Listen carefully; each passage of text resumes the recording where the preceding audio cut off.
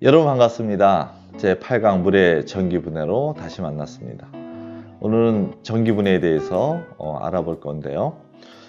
전기분해라는 것은 어떤 물질에다가 전기적 에너지를 이용하여 분해하는 방법이에요. 그런 것을 우리가 전기분해라고 얘기하는데, 물질에 전기에너지를 가하여 어떤 산화와 환원 반응이 일어나도록 해서 분해하는 방법입니다. 오늘 그거에 대해서 공부하도록 하겠습니다.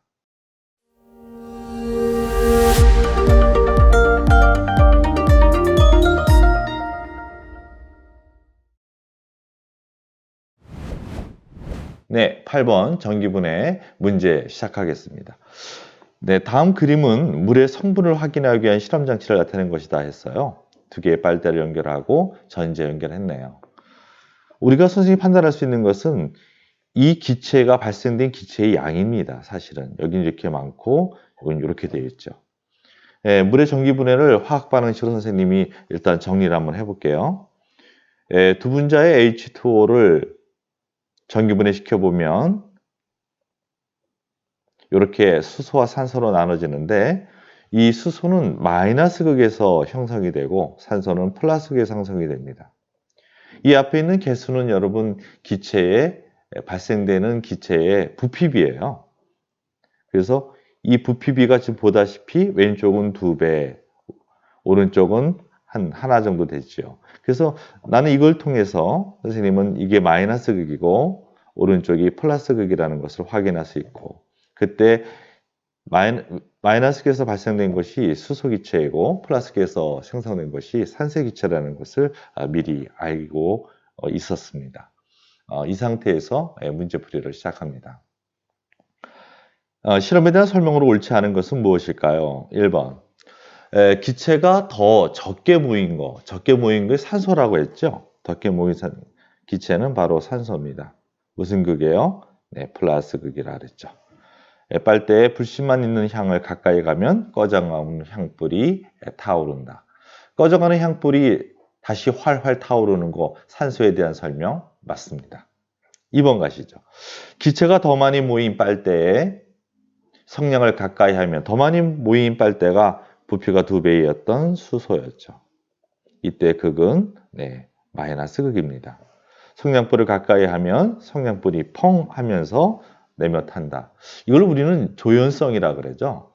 가연성이라 그러죠. 그래서 산소는 활활 타오르게 물질 타도록 도와주는 것을 조연성이라고 하고, 수소처럼 펑 하면서 타는 이 성질을 우리는 가연성이라고 해요. 이것도 알아두면 좋겠습니다. 그래서 1번과 2번 예문은 맞는 예문이 되겠네요. 3번 갈게요. 이 실험에서 수산나트륨을 녹이는 이유는 전류를 잘 흐르게 하기 위한 것이다. 맞습니다. 여기서 우리가 전해질에 대해서 선생님이 잠깐 설명을 해볼게요. 수산화나트륨처럼 물속에 녹았을 때 이온화되는 물질을 우리가 전해질이라 그래요.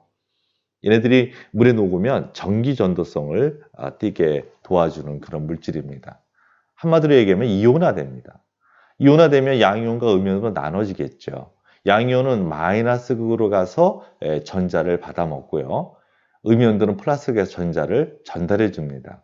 즉 전하의 운반체 역할을 한다. 우리가 보통 이렇게 표현해요.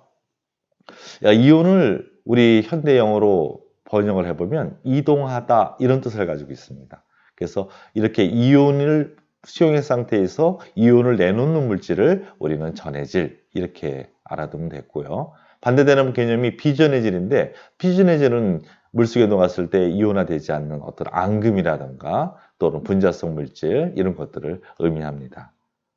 잘 기억하셨으면 좋겠어요. 그래서 순수한 물은 전류가 흐르지 않기 때문에 이렇게 전하를 운반해주는 역할을 하는 전해질이 반드시 필요하고, 여기서는 수산화나트륨을 전해질로 사용한 것입니다. 됐습니까? 네. 4번 가시죠. 플라스틱에서는 수소기체, 이거 선생님이 아까 알려줬죠? 플라스틱에서는 산소기체가 발생되고 마이너스 극에서는 수소기체가 발생된다고 했으니까 답은 4번이 틀렸네요. 5번, 물은 원소가 아니며 산소와 수소로 이루어진 물질임을 알 수 있다 그랬습니다. 이렇게 원소로 나눠지는 물질을 뭐라 그러죠? 우리가 화합물이라 그러죠. 화합물. 그래서 물은 화합물입니다. 자, 이렇게 해서 8번 문제의 정답은 4번이 되겠습니다. 핵심 정의로 가시죠.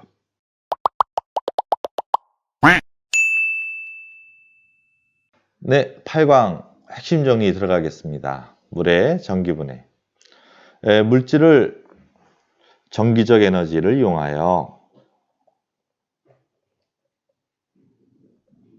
즉 전지 연결했다는 말이겠죠? 이용하여 뭐뭐하는, 전기 분해니까 분해하는 거.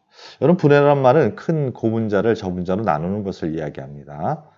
물질에 전기 에너지를 가하여 무엇과 무엇이 일어난다. 이게 전자를 주고받는 반응을 뒤에서 우리 선생님도 설명을 하겠지만 산화, 환원 반응이라고 이야기합니다. 전자를 얻는 것이 환원, 전자를 잃는 것이 산화. 따라서 마이너스 극에서는 전자를 얻으니까 환원 반응이 일어나는 것이고 플러스 극에서는 전자를 잃으니까 산화 과정이 일어나겠죠. 됐습니까? 2번 전해질이죠. 특정한 용매에 녹였을 때 용지는 아무나 녹진 않아요. 극성 물질은 극성 용매에 녹고 무극성 용질은 무극성 용매에 녹게 되는 겁니다. 특정한 용매에 녹였을 때 그 전기 전도성을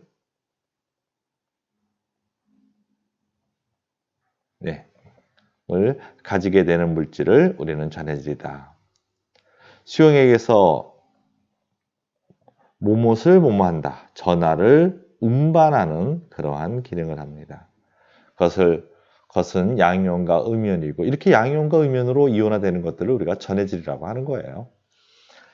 전해질 용액에 전극을 넣어 못을 걸면 전압을 걸어야죠. 걸면 이온이 무엇을 운반한다? 전하요. 전하.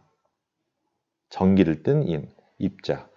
전하라는 것은 전기를 띠고 있는 작은 입자를 이야기하고 크게 플러스 전하와 마이너스 전하 두 가지로 나누게 됩니다. 하고 양극 간에 전류가 흐른다. 됐죠? 네. 비전헬도 선생님이 정의해놨습니다. 비전해질 물과 같은 극성 용매에